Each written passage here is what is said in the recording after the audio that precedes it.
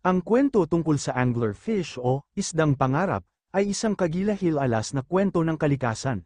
Ano naman kaya ang ibig sabihin ng paglutang ng isang anglerfish sa ibabaw ng karagatan?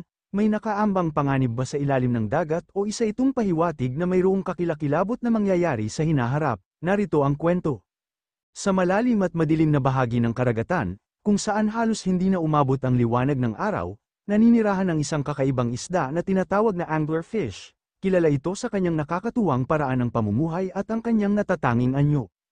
Ang anglerfish ay mayroong malaking bibig na puno ng matatalas na ngipin, ang kanyang katawan ay madilim at malambot, at kadalasan ay kulay itim o kayumanggi, ngunit ang pinakakilala sa kanya ay ang kanyang eska, isang maliit na bahagi ng kanyang katawan na lumiliwanag tulad ng isang maliit na ilaw. Ang eska ay matatagpuan sa dulo ng isang mahabang bahagi ng kanyang katawan na tinatawag na elysium, na parang isang pamingwit. Ang laki ng anglerfish ay maaaring mag-iba depende sa species, karamihan sa mga ito ay medyo maliit, karaniwang nasa pagitan ng 15 cm hanggang 1 metro ang haba. Gayunpaman, ang ilang species, tulad ng Ceretes wholebelly, ay maaaring umabot ng hanggang 1.2 metro. Ang mga babaeng anglerfish ay karaniwang mas malaki kaysa sa mga lalaki, na kadalasang mas maliit at kung minsan ay nananatiling nakakabit sa mga babae bilang parasitiko.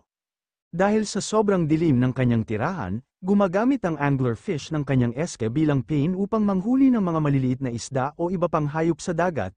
Ang liwanag nito ay nag-aakit sa mga hayop na lumalapit, at kapag malapit na sila, bigla na lamang silang sasakmalin ng malaking bibig ng anglerfish.